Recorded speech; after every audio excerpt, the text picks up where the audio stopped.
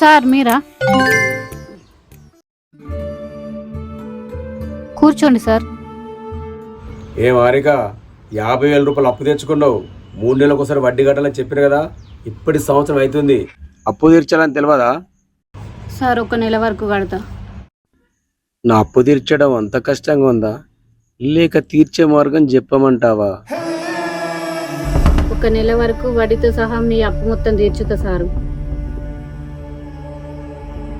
నా అప్పు తీర్చడం నీ వల్ల కాదు, కానీ నా మాట వింటే నీ అప్పు మొత్తం మాపేస్తా. ఒకే ఒక్క నైటు, ఏమంటావు? సారు ఏం ముచ్చట అనేది ఈరోజు సాయంత్రం వరకు చెప్తా. సరే మరి, సాయంత్రం వస్తా.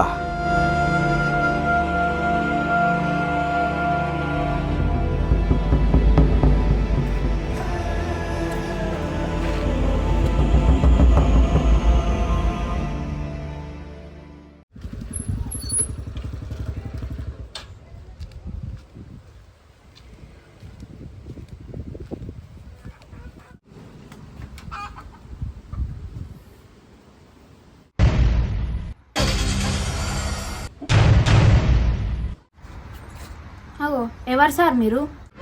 హారిక లేదా అమ్మా? మా అక్కన రాజయ్య పటేల్ మామిడి తోటల డ్రిప్ పైపులు చదవైంది. రాజయ్య పటేల్ మామిడి తోటలకి ఎందా? సరే అమ్మా, సరే.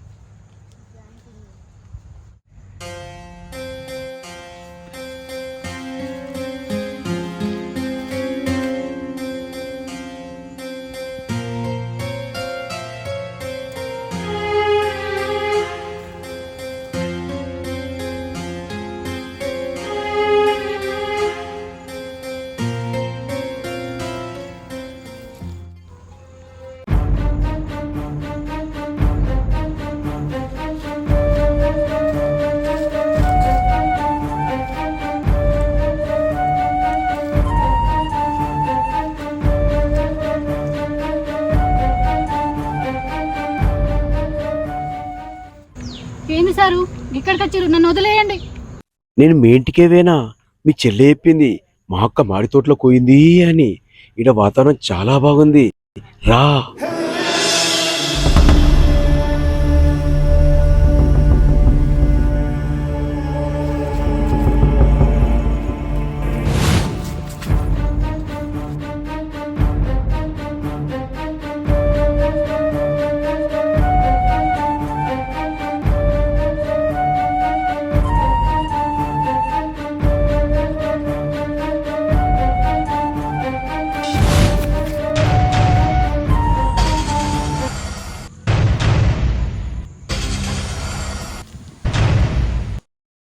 ఏంది పిల్ల బండబెట్టు కుర్తమైంది?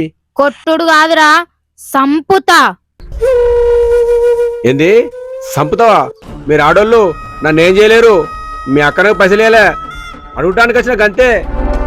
మా ఇంటికి నువ్వు పైసలకు వచ్చినప్పుడే గమనించిండ్రా, నువ్వు రోడ్డు వైపు కాక తోట వైపు వస్తే. ఏంది పిల్ల, మీరిద్దరున్నారని భయపడతా అనుకున్నావా? నేను ఏం చేసినా నాకు ఎదిరి చెప్పేవాడే లేడు, అది మన లెవెల్. అవునా? మా అక్క తోటలకు వచ్చిన సంగతి, నువ్వొచ్చింది నేనొచ్చింది అన్ని మా తమ్మునికి చెప్పే వచ్చిన. మా అక్కని బలాత్కారం చేయవేనవని మీద కేసు పెడతా, అప్పుడు జైల్లో కూర్చుని చిప్పకూడు తింటావు. అంత పని చేయకమ్మా, మీ అక్క జోలికి ఇంకోసారి రాను. ఆ పైసలు కూడా నాకొద్దు, ఊళ్ళో చెప్పకూరి, నా పరువు పోతుంది. నన్ను క్షమించు, తప్పైంది.